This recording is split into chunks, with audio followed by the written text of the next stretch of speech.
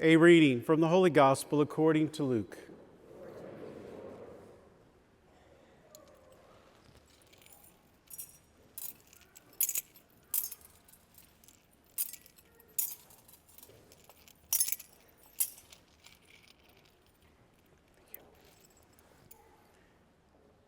Jesus said to his disciples, "A rich man had a steward who was reported to him for squandering his property.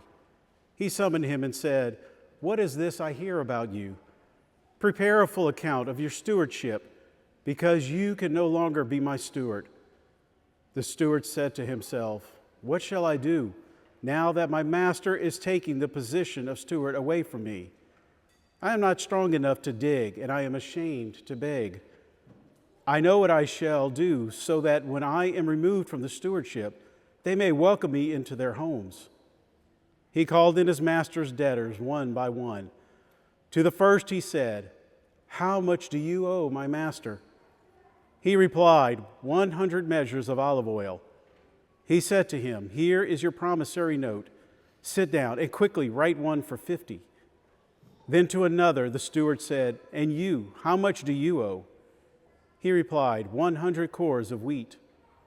The steward said to him, 'Here is your promissory note. Write one for 80. And the master commended the dishonest steward for acting prudently. For the children of this world are more prudent in dealing with their own generation than are the children of light. I tell you, make friends for yourselves with dishonest wealth, so that when it fails, you will be welcomed into eternal dwellings. The person who is trustworthy in very small matters is also trustworthy in great ones. And the person who is dishonest in very small matters is also dishonored in great ones. If therefore you are not trustworthy with dishonest wealth, who will trust you with true wealth? If you are not trustworthy with what belongs to another, who will give you what is yours? No servant can serve two masters. He will either hate one and love the other, or be devoted to one and despise the other. You cannot serve both God and mammon." The Gospel of the Lord.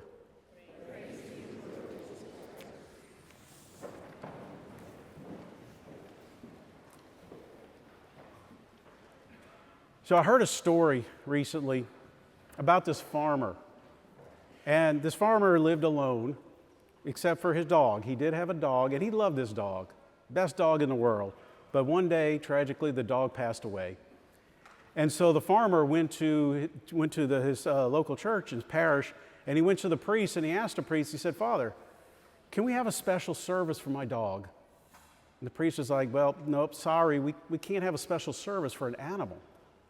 And he said, "Okay, I understand, Father." But then the priest said, "But you know what? There's another church down the road that some other denomination, I don't know what they believe, but maybe they can do a special service for your dog." He's like, "Okay, Father, great. Thank you. I appreciate that." But then the guy stopped and turns back and says, "Oh, by the way, Father, do you think $5,000 is enough of a donation for this kind of a service?"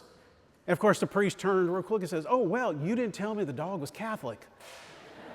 So, now I don't know if that's a true story, but none of our priests did that, I promise you. But what this story illustrates is how sometimes we can allow greed and pride, selfishness, to lead us into doing things that we normally wouldn't do, things that we know are not right.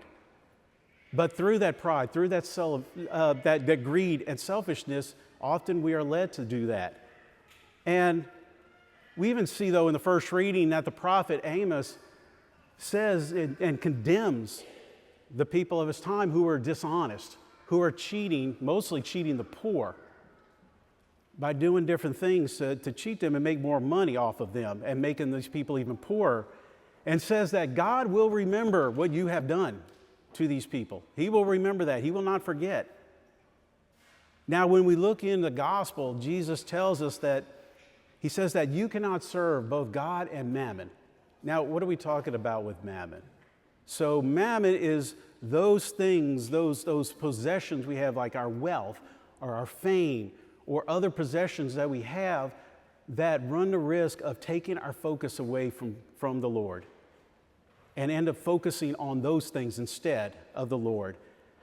And so what Jesus is doing, telling us you cannot serve both God and mammon, he means that you got to choose between those two, because eventually one of them is going to become more important to you than the other one. And the other one's going to take a back seat. He was asking us to choose. Which one of those gods are you going to serve? The capital G God or the lowercase g God in your life? And he has an urgency to that, to choose either a fleeting happiness in this world or eternal joy in the next life. So that is what he is challenging us with, is to choose who are we going to worship, who are we going to serve. Now Jesus then also gives us a very kind of perplexing parable in our gospel today, a parable that kind of has a scratch in the head, almost sounding like he is praising this dishonest steward and what he did dishonestly. So you have the steward who is cheating his master, making extra money off of his master, and when the master finds out, says, basically, you're about to get fired, and knowing that you don't get severance pay, there's no COBRA for insurance after that, the guy knows that, hey, this is going to be a problem because I'll be out on the streets. I am not strong enough to dig, and I have too much pride to beg. So he's trying to figure out what to do, and he comes up with the idea of another dishonest idea where he was going to reduce the amount that these people owed the master. But in doing that, he was able to get these other people to then become friends of his. And so when he loses his job, he was prepared for when he loses his job, then hopefully these people will be indebted to him and will take him in, and he won't be out on the streets. So he's still being dishonest. And so it sounds like Jesus is praising him for his dishonesty. But of course, we know Jesus wouldn't be doing that. What he's praising the steward for as part of the parable is more of the lesson of this, where he is praising the steward for his cunningness, his shrewdness, and his urgency to do whatever it takes to secure his future.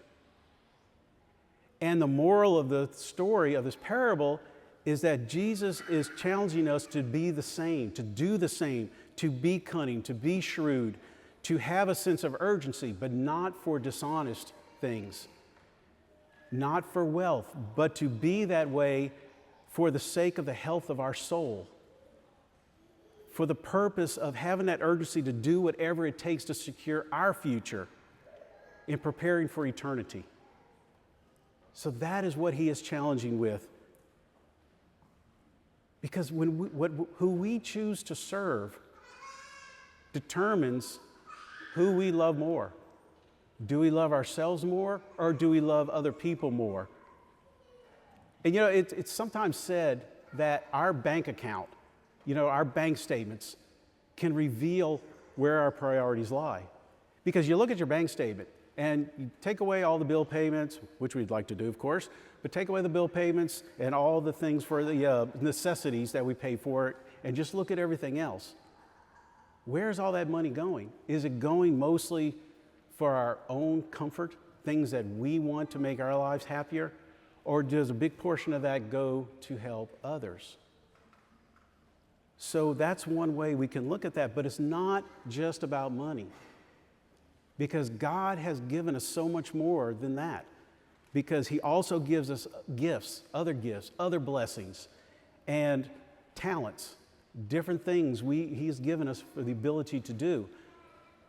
How do we use those gifts? How do we use those blessings and those talents? Are we using them strictly for our own comfort and benefit? Or do we also choose to use them for the benefit of others? And these are other things he is challenging us with.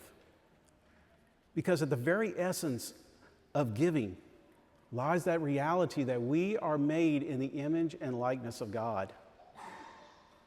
And it is through that genuine self-sacrifice of our giving where we find true joy.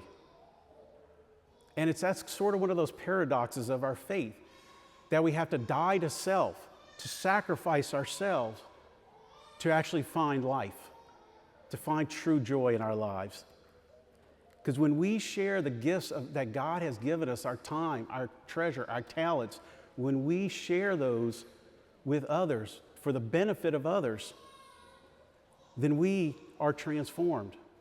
So while we are helping to transform other people, we ourselves become transformed.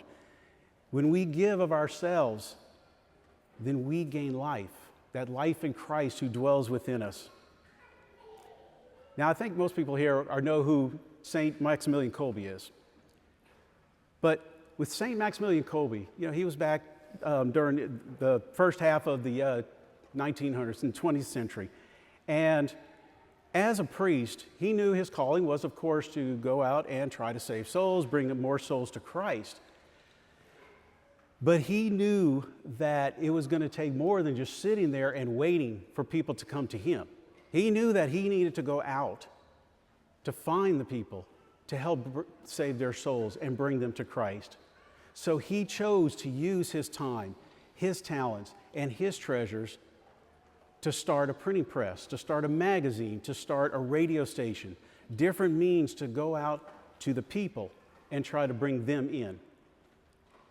And it was successful, but so he chose to use his cunning and shrewdness like the steward, except not for dishonest things, but to serve Christ. Now, unfortunately, of course, the Nazis eventually caught him and ended his ministries, and then he was sent to Auschwitz, the concentration camp. And the story, of course, for that, as many of us know, is that there was a man who was one of several that were being condemned to death. And this man was a father and a husband. And so St. Maximilian then decided to give, this time now, the last resource that he had, the last gift that he had to give, and that was his life itself. Decided to use that and give that for the purpose of saving this man. And this man did live. And instead, St. Maximilian Kolbe ended up eventually being the one killed. So this is what Jesus wants us to do. He wants us to use our time, our talent, our treasures. He wants us to use them wisely with eternity in mind, the eternity of our soul in mind.